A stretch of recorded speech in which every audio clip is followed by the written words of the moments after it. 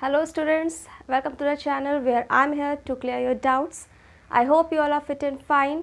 चलिए बढ़ते हैं आगे और शुरू करते हैं अपना न्यूमेरिकल टाइम।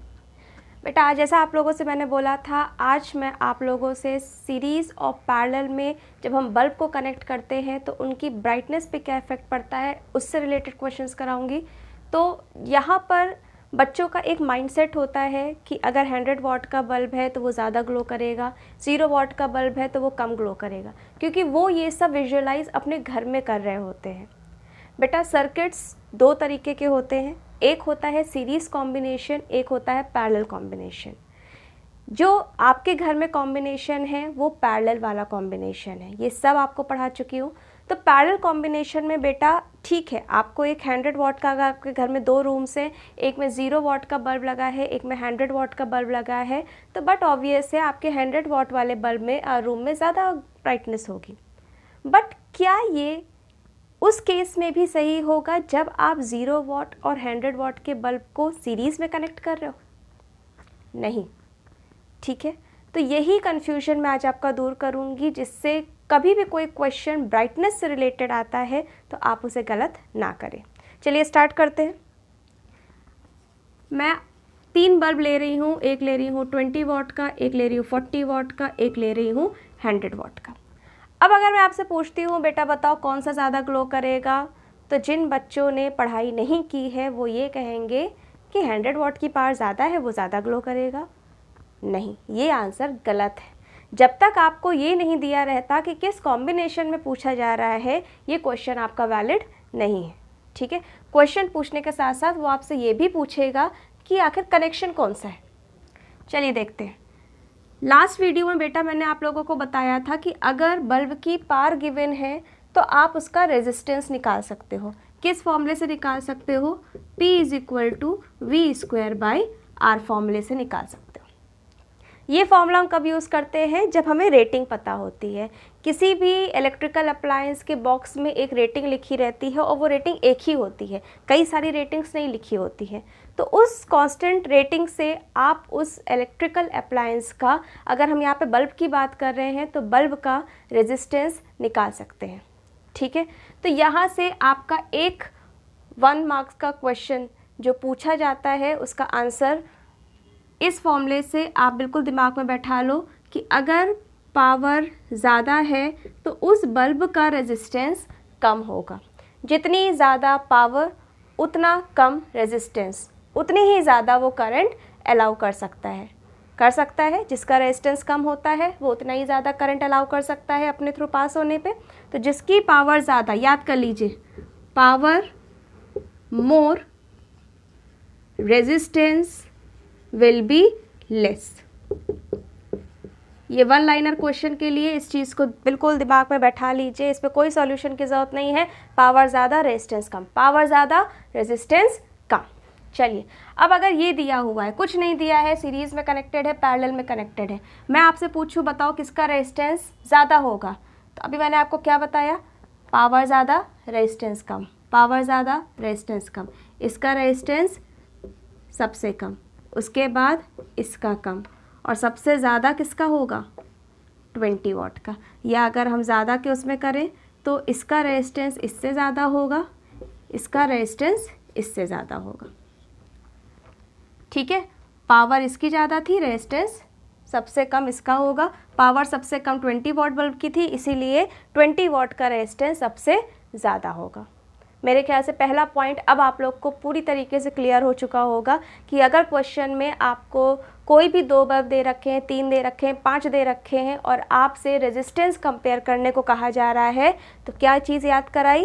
पावर ज़्यादा रेजिस्टेंस कम, पावर कम रेजिस्टेंस ज़्यादा, पावर कम रेजिस्टेंस ज़्यादा, पावर ज़्यादा रेजिस्टेंस कम। बात समझ में आ गई?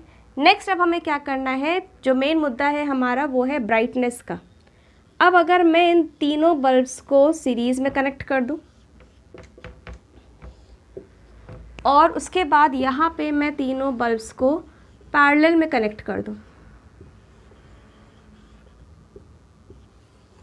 तो क्या अभी भी तीनों की ब्राइटनेस सेम होगी? ऐसा नहीं, ठीक है। कैसे करना है, देखिए बेटा पावर के 3 फॉर्मूले होते हैं, एक होता है P equal to V square by R, एक होता है P equal to V I और एक होता है P equal to I square R. ये तीनों फॉर्मूले आपको पढ़ाए गए हैं। सीरीज कॉम्बिनेशन में हमारा करंट कांस्टेंट रहता है, सीरीज कॉम्बिनेशन में हमारा करंट कांस्टेंट रहता है, इसीलिए जब हम सीरीज कॉम्बिनेशन वाला क्वेश्चन करेंगे तो वहाँ पे हम इस फॉर्मूले को लेके चलेंगे, P is equal to I square R, क्योंकि इन तीनों बल्ब्स में जाने वाला करंट कितना होगा, I होगा, तो ये फैक्टर हमारा इस वाले में कांस्टेंट हो जाएगा। ठीक है, पैरेलल वाले में हमारा क्या चीज़ कांस्टेंट रहता है बेटा, पोटेंशियल डिफरेंस कांस्टेंट रहता है। तो यहाँ पे हम कौन सा फॉर्मूला लेके चलेंगे, P is equal to V square by R, इसका मतलब ये फैक्टर तीनों के लिए कांस्टेंट हो जाएगा। अब ये फॉर्मूले मैंने यहाँ पे क्यों यूज़ किए, इससे आप डायरेक्टली ये चीज़ फाइंड आउट कर सकते हो कि सीरीज कॉम्बिनेशन में तीनों में करंट सेम जा रहा था, मतलब ये चीज़ कांस्टेंट थी, इसका मतलब जो पावर होगी वो डायरेक्टली डिपेंड कर रही होगी रेजिस्टेंस पे, वो डायरेक्टली डिपेंड कर रही होगी रेजिस्टेंस पे। इसका क्या मतलब है कि जिस बल्ब का रेजिस्टेंस ज़्यादा होगा उसकी पावर भी क्या होगी, ज़्यादा होगी। बच्चा यहाँ पे और यहाँ पे कंफ्यूज हो जाता है कि अभी तो मैम कह रही थी जिसकी पावर ज़्यादा होगी उसकी रेजिस्टेंस कम होगी, अब कह रही है जिसकी रेजिस्टेंस ज़्यादा होगी उसकी पावर ज़्यादा होगी, ये तो दोनों कॉन्ट्रडिक्शन हो गया। नहीं, ये रेटिंग के लिए फॉर्मूला बताया मैंने, ये आपका इन बल्ब्स का रेजिस्टेंस कंपेयर किया था मैंने। अब आप इन तीनों की पावर तब कंपेयर कर रहे हो जब ये सीरीज़ में कंबाइन है, तब आप इस फॉर्मूले से रिलेट नहीं कर सकते। ये हमने रेजिस्टेंस के लिए किया था, वो आपका हमेशा कांस्टेंट रहेगा कि हाँ इसका रेजिस्टेंस हमेशा इससे ज़्यादा होगा, इसका रेजिस्टेंस हमेशा इससे ज़्यादा होगा। ठीक है, बट जब आप सीरीज़ में कंबाइन कर रहे हो तो तीनों में जाने वाला करंट सेम है। ये आपका 20 वॉट, इसमें भी आपका आई करंट जा रहा है, इसमें भी आई करंट जा रहा है और इसमें भी आई करंट जा रहा है। फॉर्मूला क्या होता है, P is equal to I square R, I square R. अब इसका मतलब है भाई इसका रेजिस्टेंस सबसे ज़्यादा था, तो इसका रेजिस्टेंस अगर सबसे ज़्यादा था तो आप इससे मल्टीप्लाई करोगे, इसका रेजिस्टेंस इससे कम था, इसका रेजिस्टेंस इससे कम था। जब आप इन दोनों फैक्टर्स को मल्टीप्लाई करोगे, R इंटू आई करोगे, तो क्या होगा, ये वैल्यू किसके लिए ज़्यादा आ रही होगी, इसका रेजिस्टेंस सबसे ज़्यादा था तो P1 सबसे ज़्यादा आ रहा होगा, P2 P1 से कम आ रहा होगा और P3 सबसे कम आ रहा होगा। और एक चीज़ जो कभी चेंज नहीं होगी वो ये कि जिसकी पावर ज़्यादा होगी उसमें आपका क्या होगा, करंट मीन्स उसकी ब्राइटनेस ज़्यादा होगी। यहाँ पे इन तीनों की पावर हम अगर कंपेयर करें तो भाई जब आपने सीरीज़ में कंबाइन कर दिया तो इनकी पावर में भी चेंज आ जाएगा। कैसे चेंज आ जाएगा, इस फॉर्मूले से रेजिस्टेंस किसका ज़्यादा था, इसका। ठीक है, अब तीनों में करंट सेम जा रही है, जब तीनों में करंट सेम जा रही है तो अब देखिए पावर की वैल्यू चेंज हो गई। अब ये ज़्यादा पावर का हो गया, ये उससे कम पावर का हो गया और ये सबसे कम पावर का हो गया। इसका मतलब है कि सीरीज़ में सबसे ज़्यादा ग्लो कौन करेगा, 20 वॉट की ब्राइटनेस सबसे ज़्यादा होगी तीनों बल्ब्स से। समझ में आया, कंफ्यूज नहीं होना है। अगर 20 वॉट का बल्ब है, 40 वॉट का बल्ब है, 100 वॉट का बल्ब है, ये तब पावर थी जब ये अलग अलग थे। ठीक है, जब आपने इन तीनों को कंबाइन कर दिया, तीनों को कंबाइन किया तो भाई तीनों का कुछ रेजिस्टेंस था, जब तीनों को कंबाइन कर दिया तो एक टोटल रेजिस्टेंस सर्किट का आ गया, उसकी वजह से जो करंट का अमाउंट था वो क्या हो गया, कुछ बदला होगा। ठीक है, जब आप इसे सीरीज़ में कंबाइन करोगे तब क्या होगा, करंट तीनों में सेम हो जाएगी।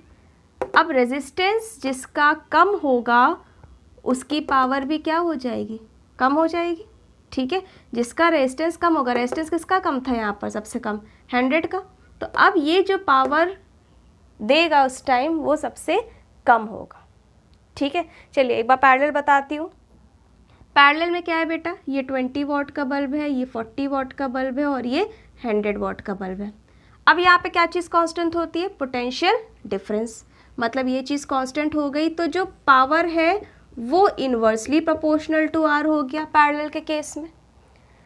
अब इसका कहने का मतलब क्या हुआ कि जिस बल्ब का रेजिस्टेंस सबसे कम रहा होगा अब उसकी पावर सबसे ज़्यादा होगी, वो सबसे ज़्यादा पावर में ग्लो कर रहा होगा।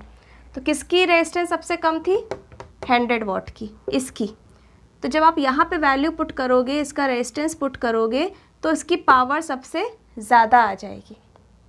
ठीक है, इसको अलग अलग लेके चलना है, तीनों की रेजिस्टेंस की वैल्यू निकाल लेनी है, फिर इस फॉर्मूले से कंपेयर करना है। यहाँ पे I² R लगेगा, इसीलिए जो पावर होगी वो डायरेक्टली प्रोपोर्शनल टू R हो जाती है। जिसका रेजिस्टेंस सबसे ज़्यादा उसकी पावर सबसे ज़्यादा, जिसका रेजिस्टेंस सबसे ज़्यादा उसकी पावर सबसे ज़्यादा। पैरेलल में P = V²/R यूज़ करते हैं, V कांस्टेंट हो जाता है, इसका मतलब P inversely proportional to R हो जाता है पैरेलल के केस में। इसका मतलब रेजिस्टेंस जिसका सबसे कम पावर उसकी सबसे ज़्यादा, रेजिस्टेंस जिसका सबसे कम पावर उसकी सबसे ज़्यादा। इसीलिए पैरेलल में सबसे ज़्यादा ग्लो कौन करेगा? 100 वॉट का बल्ब। ठीक है बच्चा, क्या याद रखना है? बल्ब है, भूल जाइए कनेक्शन सीरीज़ में है कि पैरेलल में है, बल्ब दिए हुए हैं। अगर आपसे पूछा जाए बताओ किसका रेजिस्टेंस ज़्यादा होगा, तो किसका रेजिस्टेंस ज़्यादा होगा? जिसकी पावर सबसे कम होगी। ये सब जगह वैलिड है आपका। उसके बाद सीरीज़ कॉम्बिनेशन में क्या याद रखना है? सीरीज़ कॉम्बिनेशन में ये याद रखना है कि जिसकी पावर सबसे कम होगी वो सबसे ज़्यादा ग्लो करेगा, और पैरेलल में जिसकी पावर सबसे ज़्यादा होगी वो सबसे ज़्यादा ब्राइटनेस के साथ ग्लो करेगा। ठीक है, यही रीज़न है आपका।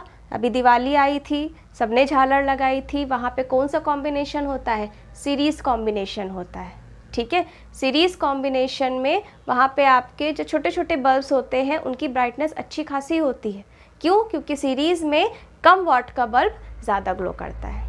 ठीक है, तो आई होप अब आपके ये सारी कन्फ्यूजन्स क्लियर हो गई होंगी, ये सारे कॉन्सेप्ट्स क्लियर हो गए होंगे कि सीरीज़ में और पैरेलल में अगर आप सेम वॉट का बल्ब लगा रहे हो तो उनकी ब्राइटनेस सेम नहीं होगी।